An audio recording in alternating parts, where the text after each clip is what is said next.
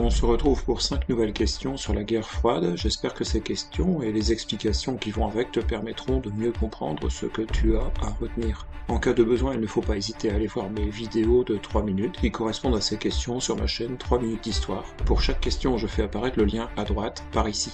Pour répondre à chaque question, tu disposes de 3 secondes, la petite horloge sera ici. Si tu es prêt, on peut commencer par la première question. À quelle date la déstalinisation commence-t-elle ?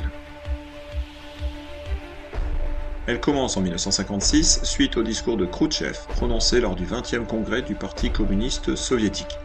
Deuxième question, 1956 toujours.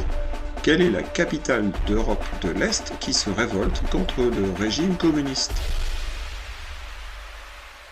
Il s'agit de Budapest, la capitale hongroise. Cette révolte est écrasée dans le sang par l'armée soviétique. Troisième question. Où les Britanniques et les Français envoient-ils une expédition militaire en 1956 toujours ?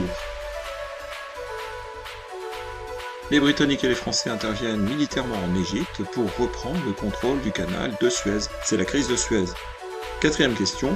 Qu'est-ce qui oblige les Britanniques et les Français à retirer leurs troupes lors de cette intervention à Suez ? Les Français et les Britanniques retirent leurs troupes parce que l'URSS menace d'utiliser l'arme atomique sur Londres et sur Paris. Avant de passer à la 5e et dernière question, je t'invite à mettre un pouce à cette vidéo, ça se trouve quelque part par ici, et à t'abonner à ma chaîne 3 minutes d'histoire. En échange, tu auras droit à toute ma considération, c'est déjà pas si mal, en attendant mieux. Si tu veux faire d'autres questionnaires sur la guerre froide, je te donne les liens TikTok et Instagram dans la description de cette vidéo.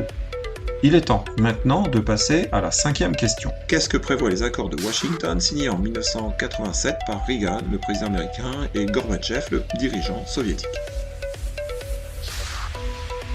Ces accords de Washington prévoient la réduction de l'arsenal nucléaire qui est à disposition de chacun des deux camps. Bon, j'ai terminé ce nouveau petit quiz, j'espère que tu es satisfait de ton résultat et on se retrouve bientôt pour une nouvelle série de questions.